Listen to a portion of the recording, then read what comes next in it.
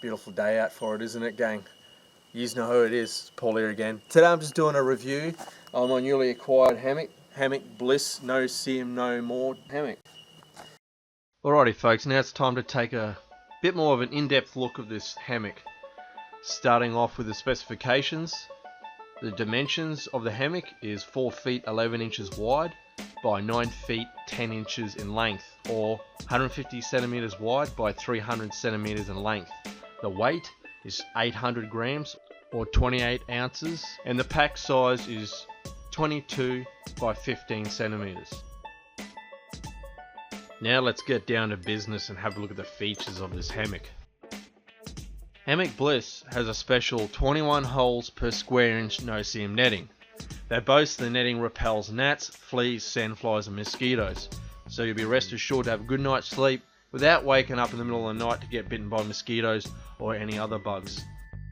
There's a set of YKK zipper pulls on the inside and outside of the hammock for ease of access.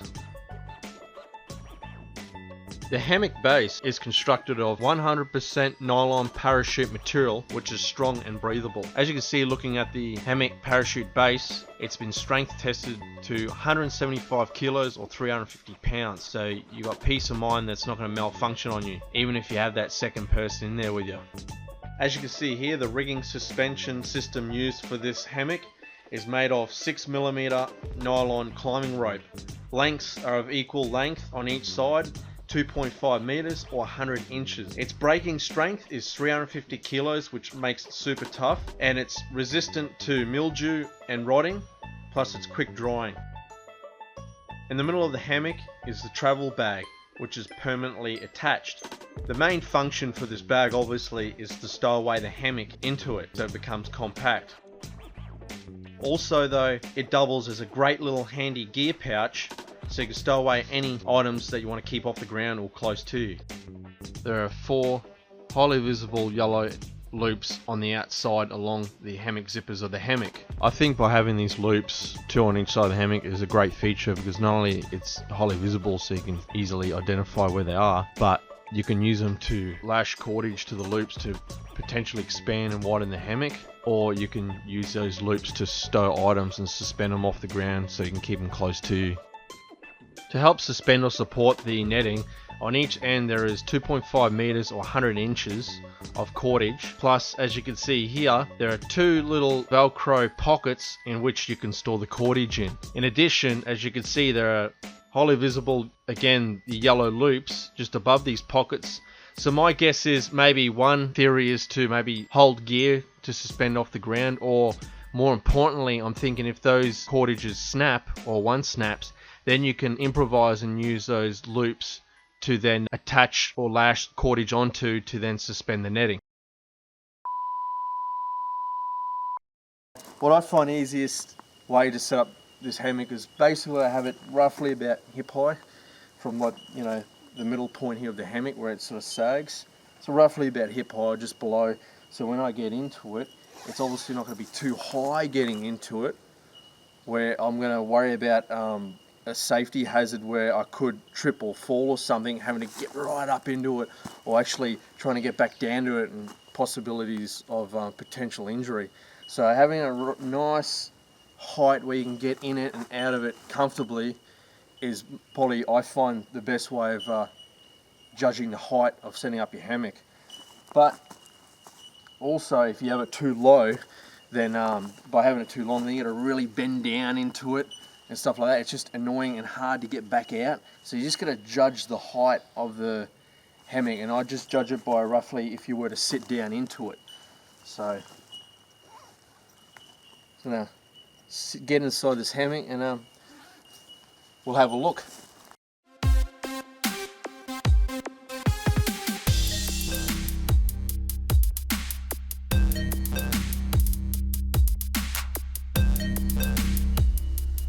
I don't feel like doing this review anymore. As soon as I get in here, I love this hammock. It's just so relaxing. I mean, I have no affiliation with the company whatsoever. This is the first time I've field tested it, and 9 hours sleep in the hammock. It speaks for itself, really. I'm happy with it. let's have a look at some of the inside features of this hammock. First up, you see this inner mesh pockets here. You can put your personal belongings or whatever little knickknacks you might have that you want to keep close by, a flashlight. And this side here, again, you have another inner mesh pocket on the netting system here. And right up the top there, I'll try and reach it for you. Such a little big hammock. Is a loop there. You actually tie off items that you might want to suspend. I'd put a flashlight in there. I haven't done it, but I'd probably almost put a flashlight there if need be. Probably a good idea. I just had it sitting in here last night. And at this end here is exactly the same. You got another loop here. And at this end down below, where the mesh and the parachute base meets, you've got another bit of cord here. You can hopefully see, just there.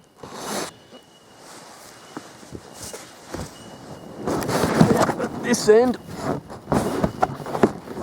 again, has another little loop system here.